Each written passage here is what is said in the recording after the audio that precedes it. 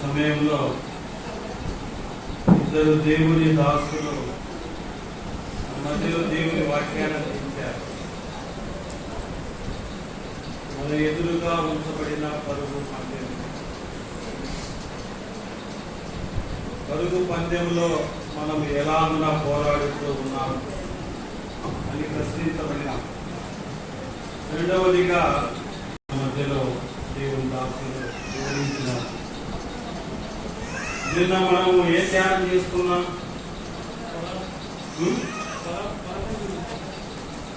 అనే అంశం గురించి ధ్యానం చేసుకున్నాం.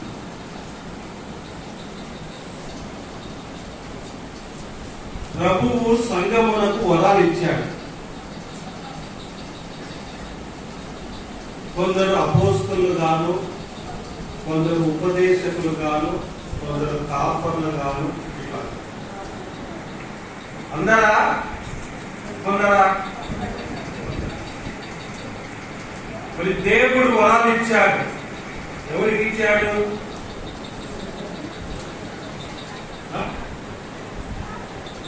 ఎవరికి ఇచ్చాడు? తన యందు విశ్వాసం ఉంచిన వారికి ఇచ్చాడు. ఎన్ని వరాలు ఇచ్చినాడు? అందరికీ ఇవ్వబడిన వరాలు ఏంటి? ఎన్ని వరాలు? గట్టి చెప్పండి. 3 వరాలు. ఏమిటవి? పరిశుద్ధాత్ముడు, రక్షణ వరము, యేసుక్రీస్తు వరము. దేవుడు తను నమ్మిన వారికి అందరికీ కూడా ఈ వరాలు ఇవ్వబడ్డాయి. పరిశుద్ధాత్ముడు, రక్షణ, యేసుక్రీస్తు. సంఘములకు ఇచ్చిన వరాలు కొందరికే. లూర్దు గారు చక్కగా పాట పాడుతూ ఉన్నాడు. నేను పాడలేను. సంఘం యొక్క వరం. నా వరం నాది, మీ వరం మీది. దేవుడు తన కృప చొప్పున, ముఖ్యంగా పరిశుద్ధాత్ముడు తన కృప చొప్పున వారికి వరములను పంచిపెట్టును అనుగ్రహించు. సరే, వరం యొక్క లక్షణాలు ఏంటి అని నేను చెప్పాను. నిన్న వరం యొక్క లక్షణాలు చెప్పాను. ఎలా ఉంటాయి వరం అంటే ఎలా ఉంటుంది? వరం అంటే ఏది అసలు? దేవుడు మనుషులకిచ్చే దానము. వరం అంటే దేవుడు మనుషులకిచ్చే దానం. అది జీతము కాదు, ప్రతిఫలం కాదు, అది దానం. వరం యొక్క లక్షణాల గురించి కూడా చెప్పాను నేను. లక్షణాలు ఏంటంటే దేవుడు మాత్రమే ఇవ్వగలడు. పరిశుద్ధాత్మను ఎవరైనా ఇస్తారా? యేసు ప్రభువుని ఎవరైనా తీసుకురాగలుగుతారా? రక్షణ ఎవరైనా ఇవ్వగలుగుతారా? దేవుడు మాత్రమే ఇవ్వగలడు. రెండవది యాకోబు పత్రిక 1:17 ఉన్న మాటలు. ఆ వరాలనేవి భూ సంబంధమైనవి కాదు, అవి పర సంబంధమైనవి. ఈ వరాల్ని ఏ వ్యక్తి కూడా, అనగా పరిశుద్ధాత్మను కానీ, లేదంటే రక్షణను కానీ, లేదంటే యేసు ప్రభువును కానీ ఏ వ్యక్తి కూడా తన క్రియల ద్వారా పొందలేడు. క్రియల ద్వారా పొందుతాడా? ధనము ద్వారా, గాడిసేమోను ధనము ద్వారా పొందాలని ఆశించాడు, ఆశాభంగం జరిగింది. ఈ వరాన్ని గురించి వరం యొక్క లక్ష్యం ఏంటంటే చెప్పనసఖ్యము.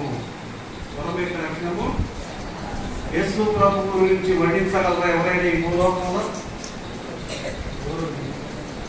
పరిశుద్ధాత్మ దేవుని గురించి, ఆయన శక్తిని గురించి, ఆయన కార్యముల గురించి మనం వర్ణించగలమా? రక్షణ ఎంత గొప్పదో, గొప్ప రక్షణ చెప్పలేదు.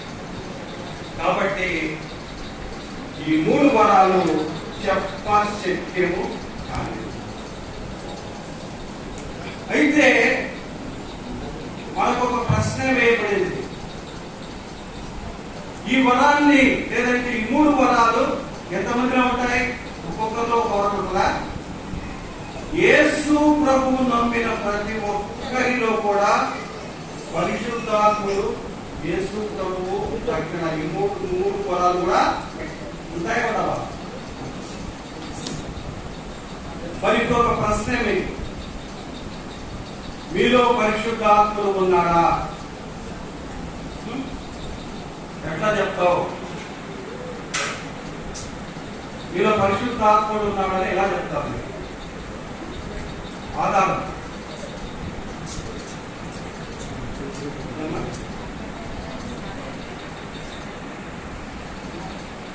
నాలో పరిశుద్ధాత్ముడు ఉన్నాడని నేను ఎలా చెప్పగలను? మీరు ఎలా చెప్పగలరు?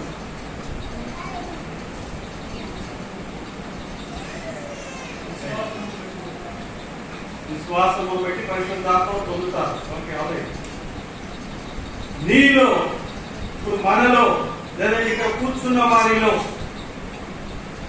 పరిశుద్ధాత్ముడు ఉన్నాడు. ఎందుకంటే కొంతమంది మీకు పరిశుద్ధాత్మ లేడు, పరిశుద్ధాత్మ కార్యాలు మీకు తెలియవు అని అనేవాళ్ళు ఉంటారు. మరి మీరేం చెప్తారు అప్పుడు? పరిశుద్ధాత్మను మనం ఎలా పొందుతారని చెప్పాం? ఎలా పొందుతారని చెప్పాం? గలతీ పత్రిక 3:13 విశ్వాసము ద్వారా చెప్పబడింది. అదేవిధంగా యోహాను సువార్తలో, నిన్న జరిగిన మాటలు నేను మాట్లాడుతున్నాను. యోహాను సువార్తలో మరి 7:39 కూడా ఆ మాట రాయబడింది. పరిశుద్ధాత్ముడు మనలో ఉన్నాడు అని చెప్పే సంగతిని గురించి నేను తర్వాత మీతో చెప్తాను. ఎట్లా మీరు వాక్యాన్ని బట్టి విశ్వాసము, ధైర్యము వస్తుంది. సరే,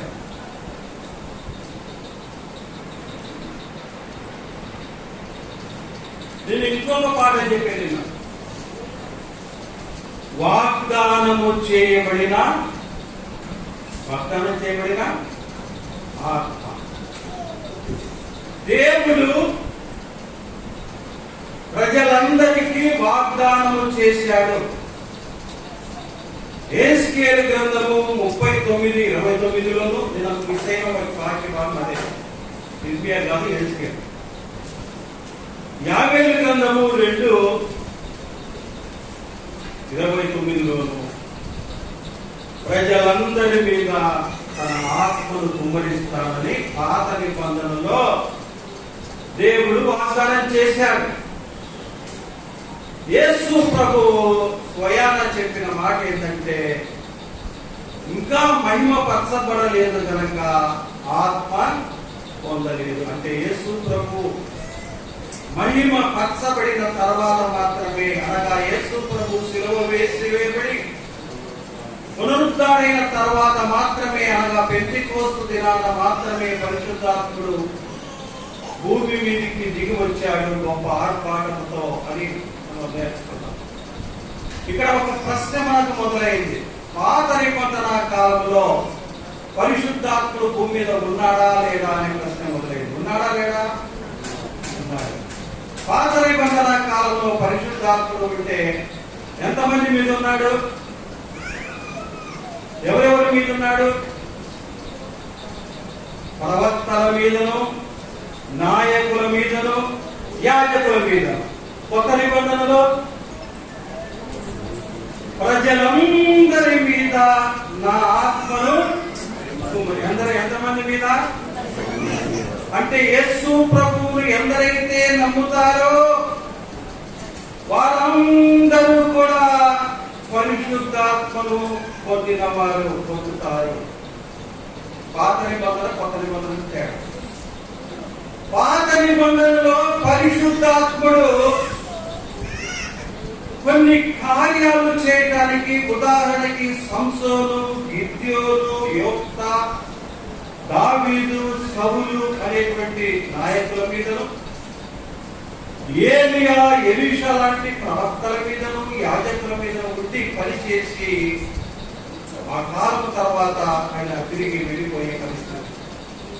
కొత్త నిబంధనలో ఉన్న పరిశుద్ధాత్మనికి, పాత నిబంధనలో ఉన్న పరిశుద్ధాత్మనికి తేడా ఏంటిదంటే, ఏంటి చెప్పండి? కొత్త నిబంధనలో పరిశుద్ధాత్మలో ఒక వ్యక్తి హృదయంలో ప్రవేశించిన తర్వాత ఎంతకాలం ఉంటాడు? ఎంతకాలం ఉంటాడు?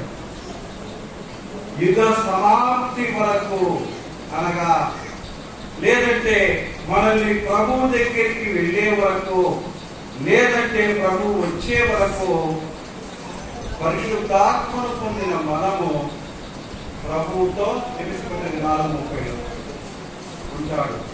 కాబట్టి పరిశుద్ధాత్ముడు మనలో నివసిస్తాడు అని చెప్పాను.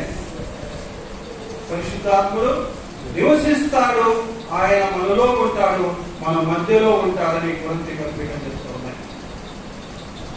సరే, ఈ విధంగా వాగ్దానంలో చేయబడిన ఆత్మల గురించి మనం మాట్లాడుతున్నాం. ఈ దినము నా యొక్క ధ్యానాంశం ఏంటంటే, దయచేసి గమనించండి, పరిశుద్ధాత్మల గురించే. పరిశుద్ధాత్మల గురించి నేను మాట్లాడుతున్న అంశం ఏంటంటే, ఎఫెసీ పత్రిక 1వ అధ్యాయం 14వ వచనం చదవండి.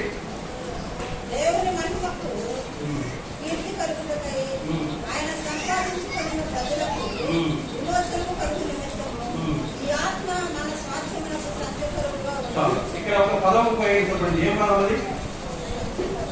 సంచకరువు. సంచకరువు అంటే ఏంటి తెలుసా? బయాన. ఇది మీ భాషనా తెలంగాణ భాషనా? బయాన మీ భాషనేనా? సంచకరువు అంటే ఏంటి? ఏంటమ్మా సంచకరం అంటే? అడ్వాన్స్. ఇది ఏ భాష? ఇది దేనికి చెందిన భాష? చూడండి, ఇది మౌత్ అంటారు. ఇది దేనికి సంబంధించిన భాష? ఇది మైకుకు సంబంధించిన భాష. అడ్వాన్స్ లేదంటే భయాన లేదంటే సంస్కారము. సంస్కారం అంటే మా దగ్గర సంస్కారం అంటారు మా ప్రాంతంలో. సంస్కారము. సంస్కారం అంటే అడ్వాన్స్. ఇది వ్యాపార పరిభాష. ఏ భాష? ఏదైనా మనం ఒక వస్తువును కొన్నప్పుడు ఆ కొన్న వెలలో కొంత మొత్తాన్ని, ఒక పొలం కొన్నాము, లేదా ఒక ఇల్లు కొన్నాము, ఒక ఫ్లాట్ కొన్నాము, అప్పుడు ఏం చేస్తాం మనము? మొత్తం అంతా ఒకే రోజు చేస్తామా? ఒక కారు కొన్నాము, ఏం చేస్తాం? కొంత అమౌంట్ను లేదా కొన్ని మొత్తాన్ని అడ్వాన్స్గా ఇస్తాం. దీనినే సంచకరము అని అంటారు. ఈ సంచకరము ఏంటిదంటే మన స్వాస్థ్యమునకు సంచకరం. మనకు స్వాస్థ్యం ఏంటి? కూర్చోండి. ఇశ్రాయేలుకు స్వాస్థ్యం ఏది? కనాను దేశం. మనకు స్వాస్థ్యం ఏది? పరలోకం. పరలోకమే. ఇశ్రాయేలీయుల కంటే కూడా దేవుడు మనకిచ్చినటువంటి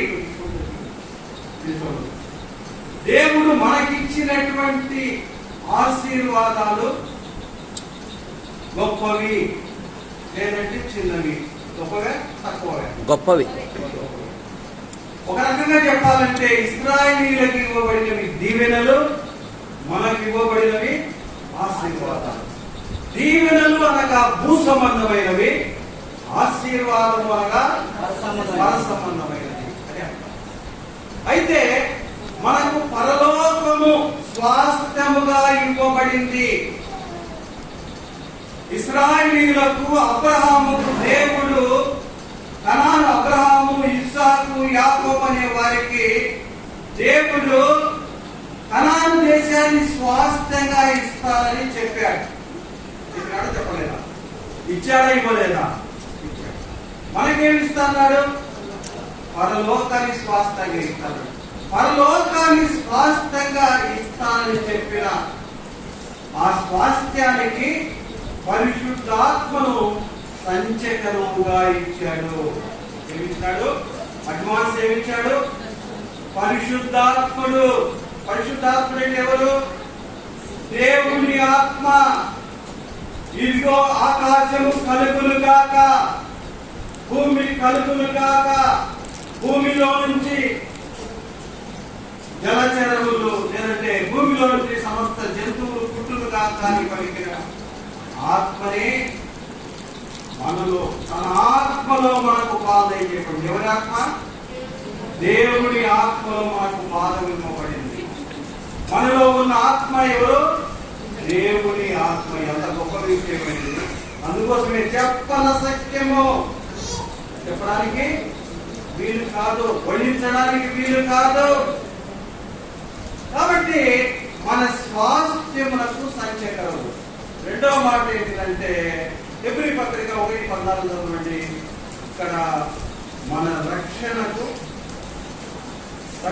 స్వాస్థ్యమునకు సంచకరము.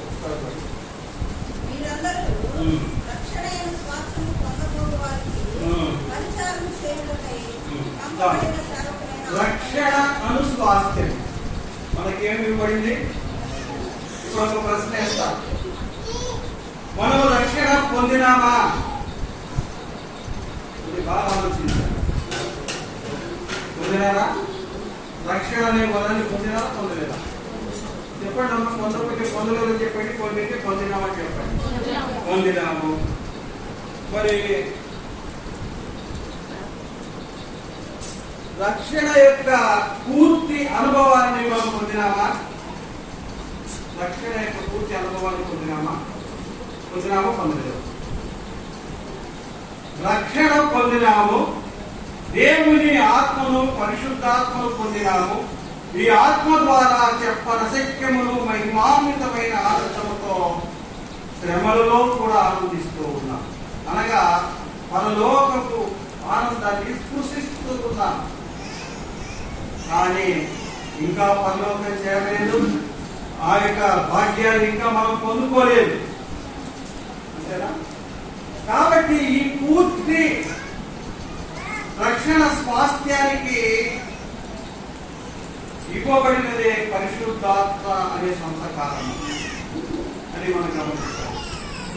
తర్వాత 2వ కొరింథీ పత్రిక 1వ అధ్యాయం 22వ వచనంలో మన వాగ్దానములకు 22వ పై నుంచి 20 నుంచి చూస్తే అసలు అయితే 22వ వచనం వరకు దేవుని వాగ్దానములు ఎన్ని అయినను అన్నియు క్రీస్తునందు అవునట్లుగానే ఉన్నాయి కనుక మన ద్వారా దేవునికి మహిమ కలుగుటకై అవి ఆయన వలన నిశ్చయములై ఉన్నవి. నీతో కూడా క్రీస్తునందు నిలిచి ఉండినట్లుగా మిమ్మల్ని స్థిరపరిచి అభిషేకించేవాడు దేవుడే. ఆయన మనకు ముద్ర వేసి మన హృదయములలో మనకు ఆత్మ సంచకారమును అనుగ్రహించున్నాడు. మన వాగ్దానములకు సంచకరం యేసు ప్రభు వాగ్దానం ఇచ్చాడు. నా యందు విశ్వాసం ఉంచువాడు ఎన్నటికీ చనిపోయిన వల్ల బ్రతుకును. ఇట్లా అనేక వాగ్దానం. నా యందు విశ్వాసం ఉంచువాడు మరణములో నుండి జీవములోనికి దాటి ఉన్నాడు. ఈ వాగ్దానాన్ని దేవుడు చేసిన వాగ్దానములన్నిటికీ కూడా అడ్వాన్స్ గా పరిశుద్ధాత్ముడు సంచకరు కలిగి ఉంటాడు. కాబట్టి సంచకరం అంటే అడ్వాన్స్ భయాన సంతకాలనే పదాన్ని మనం చూస్తూ ఉన్నాం. అయితే ఈ సంచకారాన్ని దేవుడే మనకి ఇచ్చాడు. అయితే ఇప్పుడు ఇక్కడ ఒక విషయాన్ని గమనించి మనం ముందుకు వెళ్ళిపోతాం. ఈ సంచకారం గురించి ఏంటంటే, సంచకారం అనేది ఎంత ఉంటుంది? పూర్తి మొత్తం ఎంత ఉంటుంది? సంచకారము పెద్దదా, పూర్తి మొత్తం పెద్దదా? సంచకారము భయం అనేది కొద్ది మొత్తం ఉంటుంది, కానీ పూర్తి మొత్తము అది గొప్పదిగా ఉంటది. అనగా పరిశుద్ధాత్మను పొందిన మనము ఈ భూమి మీద దేవుని ఆత్మ ద్వారా ఆనందించుతున్నాము. కానీ పూర్తి ఆనందము, పూర్తి సంతోషము మనకు ఉండాల్సింది ఇంకా ఉందా కదా? ఆ సంతోషము, పూర్తి యొక్క ఆనందము మనం ప్రభువుతో పొందుతాము. కనుక మనం సంపూర్ణంగా ఇంకా శ్రమ లేనటువంటి, కన్నీరు లేనటువంటి, రోగము లేనటువంటి స్థితికి రాలే. రోగమున్నా, బాధలున్నా, కష్టాలున్నా మూలుగుతూ ప్రభువును స్తుతిస్తూ ప్రభువులు ఆనందిస్తున్నాం. కానీ ఆ స్థితి వస్తుంది. అందుకోసము మనం కనిపెట్టాలి, ఎదురు చూడాలి అని మనం చూస్తున్నాం. కాబట్టి సంచకరము అంటే దీని అర్థము ఇలా ఉంది. తర్వాత చూడండి, దయచేసి ఎఫెసీ పత్రికలోనే మనం మాట చదువుతున్నాం. 1వ అధ్యాయం 10వ వచనంలో పరిశుద్ధాత్ముడు సంచకరము, 10వ వచనంలో పరిశుద్ధాత్ముడు ముద్ర అని రాయాలి. పరిశుద్ధాత్ముడు ముద్ర. ముద్ర అంటే ఏంటి? ముద్ర అంటే సీల్. ముద్ర అంటే సీల్. ఒక ఈ మీ గ్రామంలో ఇళ్ల పట్టాలు ఇచ్చి దాని మీద ఎంఆర్ఓ సీల్ లేకపోతే ఏమైందంటారు తెలుసా? ఒకవేళ ఎంఆర్ఓ సీలు సంతకం అంటే ఏమవుతుంది? ఎక్కడ పోయినా, కోర్టుకు పోయినా, ఎక్కడ పోయినా చెందుకోవచ్చు. కాబట్టి ముద్ర అంటే చదవండి ఏమన్నా చూడి బంధువులు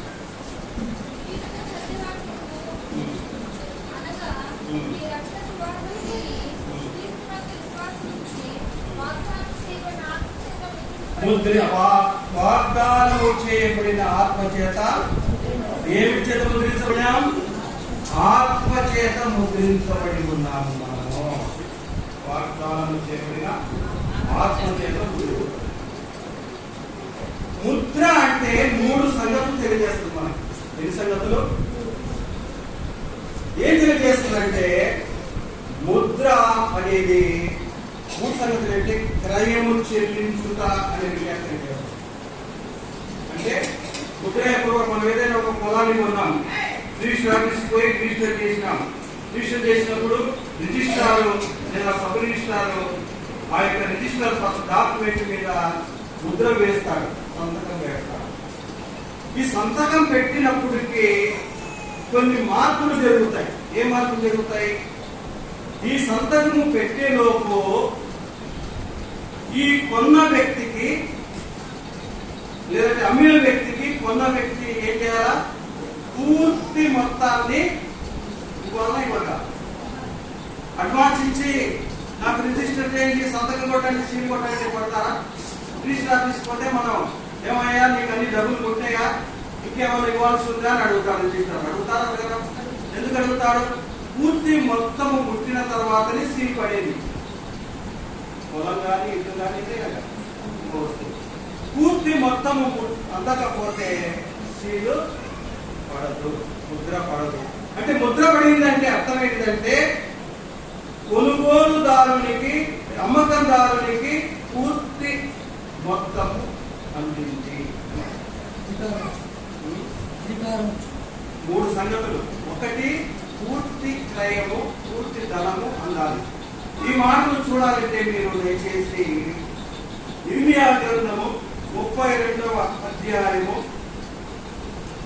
9-10 వచనాలు చదవండి. అక్కడ ఇర్మియా తన సహోదరు యొక్క నా తండ్రి తోడబుట్టిన కుమారుడు మన మేలు కోరుకుని 17 తోళ్ల వెండి కూర్చి ఇక్కడ క్రయముగా వెండి ఇస్తున్నారు. మనం క్రయం ఏమిస్తున్నాం? భారతదేశం యొక్క రూపాయలు, డబ్బులు ఇస్తున్నాం. వెండి ఇచ్చినారు. నేను క్రయపత్రము రాసి ముద్ర వేసి రాసులను పిలిపించి రాసుతో ఆ వెండి చూసి క్రయపత్రమును అనగా ముద్ర గల కొన్నదానికి కొన్న వ్యక్తి అమ్మిన వ్యక్తికి పూర్తి మొత్తాన్ని ఇచ్చాడు. ఇక్కడ ఎవరు? ఇర్మియా తన సహోదరుని యొక్క పొలాన్ని కొని పూర్తి మొత్తాన్ని ఇచ్చి వెళ్ళించి సీల్ చేశారు. పేపర్తో రాసుకొని డాక్యుమెంట్ రాసుకొని దాన్ని సీల్ చేశారు. అంటే పూర్తి మొత్తం ముట్టిన తర్వాతనే సీల్ వేయబడింది.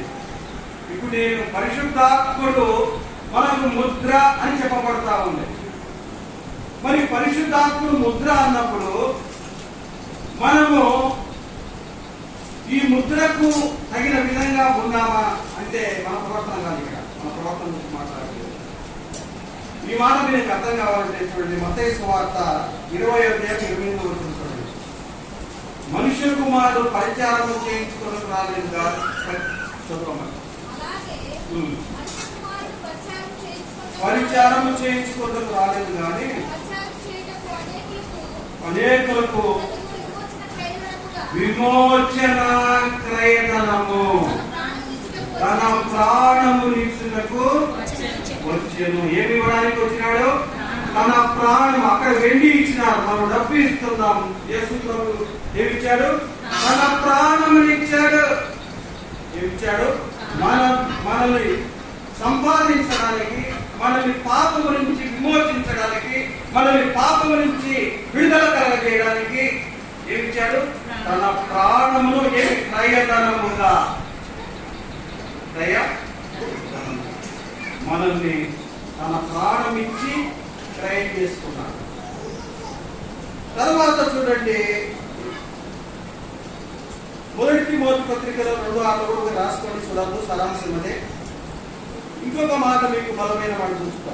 20వ అపోస్తల కార్యము 20:28 దేవుడు స్వరక్తమిచ్చి సంపాదించాడు.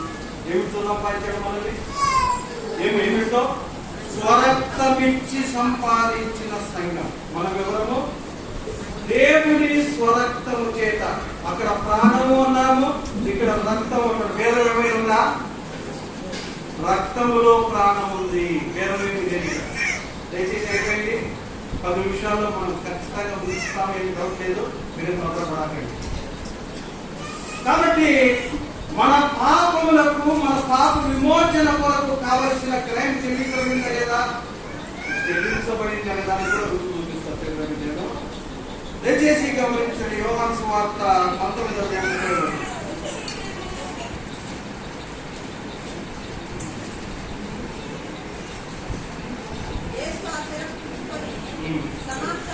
సమాప్తమాయను.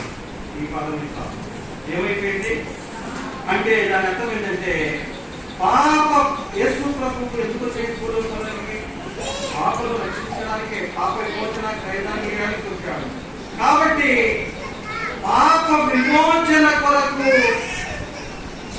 తాను చేయవలసిన ఇవ్వవలసిన ప్రయత్నాన్ని యేసు ప్రభు ఇచ్చేసి సమాప్తమాయను అనగా పాపానికి చెల్లించవలసిన క్రయమంతా చెల్లించబడింది. దేవునికి స్తోత్రం. డౌట్ ఇంకా ఏ సందేహం లేదు. మన పాపములు క్షమించబడినాయి, మన పాపములు చెల్లించబడ్డాం. ఇది మన శక్తి కాదు, మన భక్తి కాదు, దేవుడే తన స్వరక్తం ఇచ్చి లేదా ప్రేమగా ఇచ్చి మనల్ని కొన్నాడు అని మనం చూస్తూ ఉన్నాం. తర్వాత ఇప్పుడు సహోదరుడు చెప్పాడు, ముద్ర అనేది ఏం తెలియజేస్తుందంటే పూర్తి మొత్తాన్ని అందజేయడం తెలియజేస్తుంది. యేసు ప్రభువు మనందరి పాపములకు కావలసిన పూర్తి క్రయాన్ని శిలువలో తన రక్తం ద్వారా, తన ప్రాణం ద్వారా చెల్లించాడు. తర్వాత మనకి యజమానత్వంలో మార్పు. ముద్ర వేస్తే ఏమైపోతుంది? ఓనర్షిప్ మారిపోతుంది. ఓనర్షిప్ ఇంతవరకు ఇర్మియా యొక్క సహోదరుని పేరు మీద ఉన్నటువంటి ప్రాపర్టీ ఏమైపోయింది? ఇర్మియా పేరు మీదకి వచ్చింది. అదే విధంగా ఇప్పుడు మనము కూడా మనం ఇంత ముందుకు పాపములకు దాసులై ఉన్నాం. మన ఓనర్ వేరే. ఇప్పుడు మన ఓనరు ఎవరు? మన ఓనరు ఇప్పుడు దేవుడు యేసు ప్రభువు. మన ఓనరు ఇప్పుడు యేసు ప్రభువే. ఇప్పుడు పాపములకు దాసులము కాదు మనము. ఓనర్షిప్ మారింది, ముద్ర వేయబడినాము. మనము పాపములకు ఈ మాటలో మనము మీరు చదువుబడింది కాడ రోమపత్రిక 6వ అధ్యాయం 17వ వచనం 7వ వచనాల్లో ఉంటాయి. మనం పాపములకు దాసులు ఏమిటి? ఇప్పుడు జీవంగా దేవునికి దాసులు.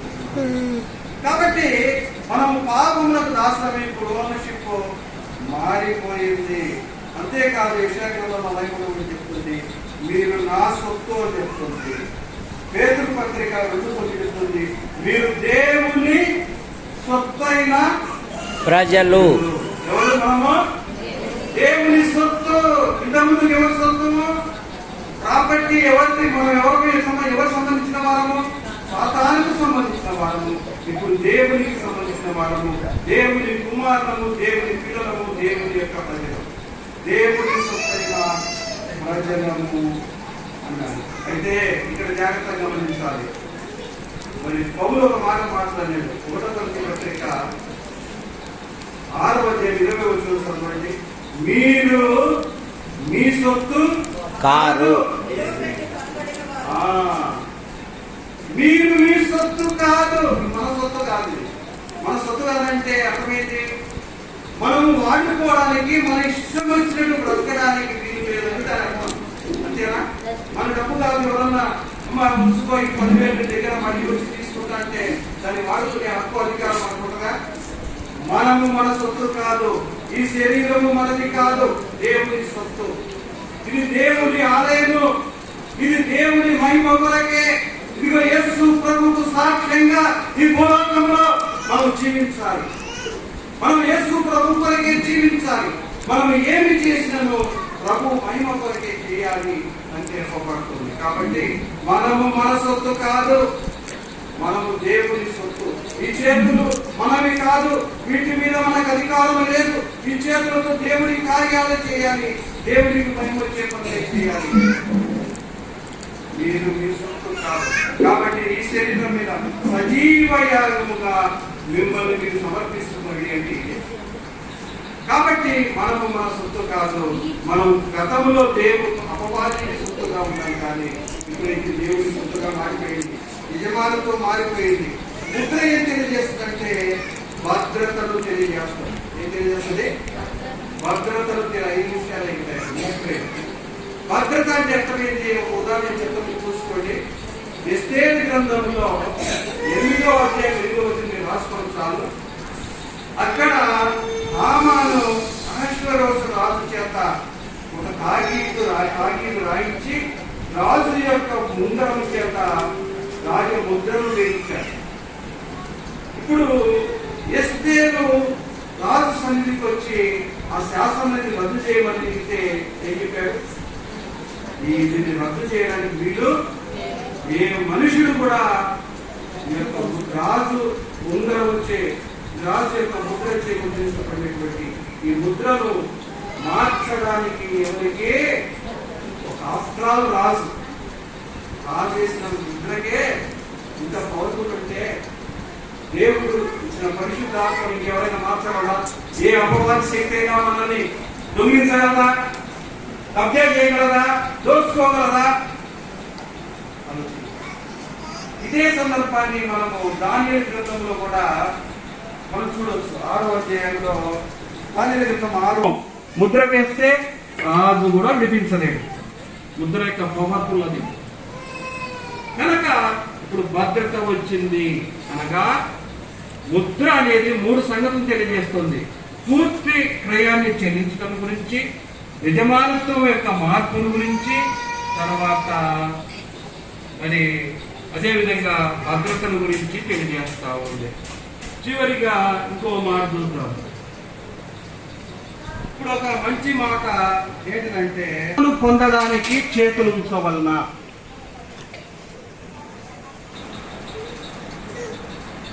సమరయ ప్రాంతంలో పేతురు యోహాను చేతులుంచినప్పుడు వారు పరిశుద్ధాత్మను నమ్మినారు కానీ పరిశుద్ధాత్మలు ఉన్నాయి. అదేవిధంగా అపోస్తల కార్యముల గ్రంథం 19:6లో కూడా పౌలు చేతులుంచినప్పుడు పరిశుద్ధాత్మను పొంది. మరి చేతులు దేవుని సేవకు చేతులుంచకపోతే పరిశుద్ధాత్మలు పొందుతారా? పొందలేదు కదా. కరెక్టే కదా. మరి మీ మీద ఎవరైనా చేతులుంచినారా? ఆలోచించండి ఒకసారి.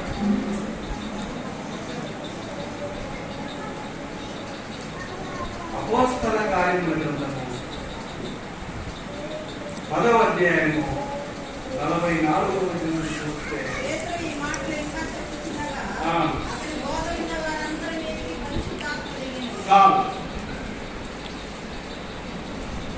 బోధ విన్న వారందరి మీదికి పరిశుద్ధాత్ముడు చేతులు పెట్టారు.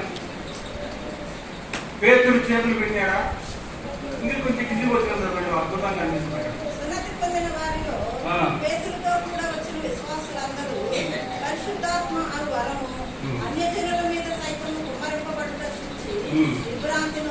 విభ్రాంతి నొందిరి. ఎవరు విభ్రాంతి నొందినారు? యూదులు, పేతురు. ఎందుకు విభ్రాంతి నొందినారు? పరిశుద్ధాత్ముడు కేవలము ఇశ్రాయేలు ప్రజలకే అనుకున్నాడు. పరిశుద్ధాత్మను పొందే అర్హత అన్యులకు లేదు అనుకున్నాడు. 50 గ్రంథాన్ని సరిగ్గా చదవలేదేమో. 2వ అధ్యాయంలో చెప్పబడిన మాట జనుల మీద ఆశ మాట సరిగ్గా చదివితే విభ్రాంతిలో ఉందినాడు. వీళ్ళు దేవుని చేతులు పెట్టారా? ఇది దేవుని కూడా మాకే కానీ మీకు కావాలని పొందింది. అదేవిధంగా పెళ్లి కోసం అయితే ఇక్కడ జరిగిన సందర్భాలు వేరువేరుగా ఉన్నాయి. చేతులు ఉంచవలసిన పరిస్థితి ఎప్పుడు వచ్చిందంటే సమరయులకు ఇశ్రాయేలీయులకు సహవాసం లేదు. సమరయులు మిశ్రమ జాతి వారు, వారిని అంటరాని జాతిగా చూస్తున్నారు ఇశ్రాయేలీయులు. తెలుసుగా ఇదంతా చెప్పాల్సిన అవసరం లేదు. అయితే క్రీస్తులో యూదుడని, ఎలనీయుడని, సమరయుడని, క్రీస్తుడని భేదము ఉందా? లేదు. ఆ సంగతి బుద్ధి నేర్పడానికి పేతురు యోహాను వచ్చే వరకు, వారి చేతులు వచ్చే వరకు మీరు పరిశుద్ధాత్మను పొందితే వారిలో పరిశుద్ధాత్మను పొందినారనే సత్యాన్ని వారికి మనకు వేదం లేదనే పంచాయతీ అపోస్తల కార్యముల 15వ అధ్యాయంలో చెప్పబడి వారికి మనకి వేదం లేదని చెప్పడానికి అక్కడ చేతులు. 19వ అధ్యాయంలో పౌలు ఏమంటే నువ్వేంటి అపోస్తలుడు అయితే మేము కదా అపోస్తలము 10 మంది అంటున్నాను. పౌలు యొక్క అపోస్తలత్వాన్ని రుజువుపరచడానికి 19వ అధ్యాయంలో పౌలు చేతులు ఏదో కూడా అపోస్తలుడే ప్రూఫ్ కొరకు దేవుడు ఆ కార్యం చేశాడు. ఇంకా చాలా ప్రూఫ్లు ఇచ్చాడు 2వ అధ్యాయం 2వ పరిస్థితి. కాబట్టి ప్రభువు అందునటువంటి ప్రియమైన వారందరూ మనము ఎవ్వరు చేతులు పెట్టకపోయినా మనం యేసు ప్రభువుకు విశ్వాసం ఉంచితే అన్ని పదో కార్యముల 44లో చెప్పబడినట్టుగా వాక్యము విని హృదయంలో విశ్వాసం ఉంచితే వెంటనే పరిశుద్ధాత్మ వారి మీదకి దిగి వచ్చారు. వాక్సం పొందారు వాళ్ళేమన్నా పొందనుంటే తాము హృదయంలో పొందిన కార్యానికి రుజువే. చివరిగా ఒక మాట, పరిశుద్ధాత్మను పొందుట పరిశుద్ధాత్మ నింపుదల రెండు ఒకటే కాదా? ఒకటేనా? యేసు ప్రభువు నమ్మిన వారందరిలో కూడా పరిశుద్ధాత్మ ఉంటాడు. ఏ డౌట్ లేదు, ఏ సందేహం లేదు. స్త్రీలు కావచ్చు, పురుషులు కావచ్చు, సర్వోజనులు కావచ్చు, పేదలు కావచ్చు, ధనవంతులు కావచ్చు, నిజంగా నమ్మిన వారు. మరి అంతే. అయితే పరిశుద్ధాత్మ నింపుదల అంటే ఈ బాటిల్లో నింపుదలతో ఉందా, అసంపూర్ణంగా ఉందా? వాటర్ అసంపూర్ణంగా ఉంది, కొంచెం నింపుదల అంటే ఇక్కడ వరకు మనం నింపుదాం. అదేవిధంగా పరిశుద్ధాత్మ నింపుదల వేరు, పరిశుద్ధాత్మ మనలో ఉండటం లేదు. పరిశుద్ధాత్మ నింపుదల ఎట్లా వస్తుంది? మద్యముతో మత్తులై ఉంటుంది, ఆత్మపూర్ణులై ఉండి. అంటే మద్యం తెలియదు ఏం చేస్తాడు? ఎవరు స్వాధీనంలో ఉంటాడు? మన స్వాధీనంలో ఉంటాడా? ఎవరు స్వాధీనంలో ఉంటాడు? మద్యము యొక్క స్వాధీనంలో ఉంటాడు. అదేవిధంగా ఒకరు యేసు ప్రభువు నమ్మి యేసు ప్రభువు పిచ్చివాడైపోతే దేవుడు దేవుడు దేవుడు యేసయ్యా యేసయ్యా యేసయ్యా అని ఎప్పుడైతే అదే సంగతులతో తన జీవితంలో ప్రతి దానిని దేవుని యొక్క వాక్యానుసారంగా జీవిస్తూ ఉన్నప్పుడు వారు ఆత్మపూర్ణులు అంటారు. ఈ ఆత్మపూర్ణ ఇది కూడా శాస్త్రకాలం కాదు. ఎందుకంటే మనం కొద్ది రోజులు భక్తి భలే ఉంటాం, కొద్ది రోజులు ప్రార్థన కూడా చేస్తాం, కొద్ది రోజులు మనసు నగిలిపోతాం. ఇది ఎప్పుడంటే నల్లమల్ల అడుగుల్లో ఇట్లా పైకి ఎక్కి మళ్ళీ ఇటు దిగేటప్పుడు వేగంగా వెళ్తారు బండి, మళ్ళీ పైకి ఎక్కేటప్పుడు ఎంతో కష్టంగా ఎక్కుతాం. మన ఆత్మీయ జీవితం కూడా కొన్నిసార్లు కష్టంగా నడుస్తూ ఉంది, కొన్నిసార్లు చాలా ఉత్సాహంగా వెళ్ళిపోతా ఉంటుంది. అంతేనా కదా? కాబట్టి మనం కష్టంగా ఎక్కేటప్పుడు మన ఆత్మపూర్ణం కాదు. కాబట్టి ప్రభువునందునటువంటి ప్రియమైన వాళ్ళ ఈ విధంగా పరిశుద్ధాత్మల గురించి అనేక సంగతులు, అనేక కోణాల నుంచి మనం చూస్తాం. ఇంకా ఎన్నో విషయాలు ఉన్నాయి. ప్రభుత్వమైతే మరొక మాట్లాడుతాము. మీకు చివరికి ఒక మాట చూపిస్తానన్నాను. మీరు మనలో పరిశుద్ధాత్మలు ఉన్నారా లేదనే మాట చూపించి క్లోజ్ చేస్తాను. క్లోజ్ చేసిన 1వ కొరింథీ పత్రిక 12వ చదవండి. లాస్ట్ దేవుని ఆత్మ మాట్లాడు వాడెవడను యేసు శాపగ్రస్తులను చెప్పడానికి పరిశుద్ధాత్మ వలన తప్ప ఎవడనూ యేసు ప్రభువని చెప్పలేడని నేను మీకు తెలియజేస్తున్నాను. మీలో పరిశుద్ధాత్ముడు ఉన్నాడన్న సంగతి మీరు ఎరగరా అని ప్రశ్నించాడు ఆయన. ఎవరైనా ఎవరు ప్రశ్నించారా? మీలో ఆత్మ నివసిస్తుందని మీరు ఎరగరా?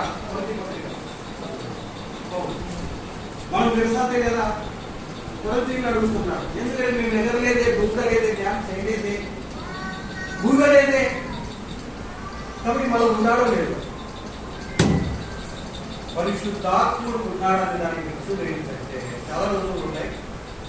ఒక ఖచ్చితమైన రుజువు ఏంటంటే యేసు ప్రభువు అని ఒప్పుకుంటున్నారా? కాదనుకుంటున్నారా? యేసు ప్రభువేనా? ఆయన దేవుడు అంటాడా? శిలువ ఏర్పడినాడు, ఆయన అప్పుడే అప్పేసినారు ఆయన అని చూడు. ఆత్మ లేదు. శిలువను గురించిన వార్త రచించుతున్న వారికి మనకి ఎట్లా కనిపిస్తుంది? యేసు క్రీస్తు ప్రభు అని ఒప్పుకోవాలంటే మన సొంత ఏ మనిషికి సొంతంగా చెప్పగలరు? ఏ మనిషికి సొంతంగా ప్రభు లేదా పరిశుద్ధాత్ముడు మనలో ఉండి యేసే ప్రభువు, ఆ దేవుడే నీ దేవుడు, ఆయనే నీ సృష్టికర్త, ఆయనే నమ్ము, ఆయనలో కొనసాగని బోధించేవాడు ఎవడు? పరిశుద్ధాత్మ. కాబట్టి పరిశుద్ధాత్మను మనలో ఉండి ఒప్పించుట ద్వారానే మనం యేసు ప్రభు నమ్ముకున్నాం. లేకపోతే మా ఊరు వేరు, మీ ఊరు వేరు, నా బతుకు వేరు, మీ బతుకు వేరు, మీరెవరో నేనెవరో. కాబట్టి మనమందరం కూడా యేసు ప్రభు పరిశుద్ధాత్మ చేత ఒప్పించబడిన వారిని. ఏమని? యేసు ప్రభువే నిజమైన దేవుడు. మా చర్చ రాసుకోవాలి. యేసు క్రీస్తే నిజమైన దేవుడు, నిత్య జీవమై ఉన్నాడు. అట్లా వెళ్తున్న వాళ్ళంతా తిట్టుకుంటారు, యేసు ప్రభువే దేవుడు అనుకుంటారు. కాబట్టి యేసు ప్రభు నిజమైన దేవుడు ఒప్పుకున్న ప్రతి వాడి హృదయంలో ఎవరున్నారు? పరిశుద్ధాత్ముడు. పరిశుద్ధాత్ముడు లేకపోతే ఆ మాట ఒప్పుకోరు. పరిశుద్ధాత్మను ఎప్పుడు పొందుతాయంటే యేసయ్యను ఒప్పుకున్నప్పుడు పరిశుద్ధాత్మ. లేకపోతే పరిశుద్ధాత్మను మీలోకి రానిరా. కాబట్టి ప్రభునందు ప్రియమైన వాళ్ళ పరిశుద్ధాత్మను గురించి అనేక సంగతులు, పరిశుద్ధాత్మ కార్యాలు అద్భుతంగా ఉంటాయి. పరిశుద్ధాత్మ లేకపోతే మనం అసలు ఇక ఈ లోకంలో ఒక క్రైస్తవులుగా జీవించడం సాధ్యం కాదు.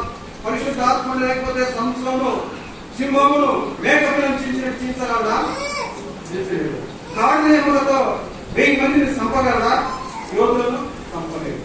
పరిశుద్ధాత్మ లేకపోతే మన జీవితంలో కూడా పరిశుద్ధాత్మ మన జీవితాన్ని నడిపించే నాయకుడు.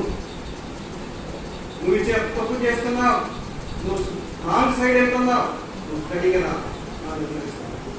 కాబట్టి మన జీవితంలో మన ఇష్టానుసారంగా సాధారణ కానీ పరిశుద్ధాత్మ పొందిన తర్వాత ఆయన డైరెక్షన్ లో, ఆయన దేవుని వాక్యం డైరెక్షన్ లో ఆయన నడిపిస్తాడు. యేసు ప్రభు మార్గంలో నడిపిస్తాడు కనుక మనం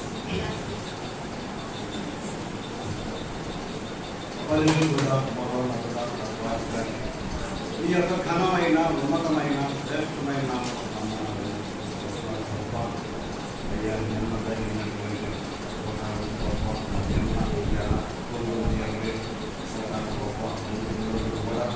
దిగ్విజయంగా జరుగుతున్నందుకు వందనాలు. ఈ ఉదయకాలంలో జరిగినటువంటి మరి సంతృప్తిగా ధరించినందుకు వందనాలు. సేవకు ప్రభావ మా యొక్క హృదయాలకు అద్భుతంగా ప్రభావ వాక్యాన్ని బోధించినందుకు వందనాలు.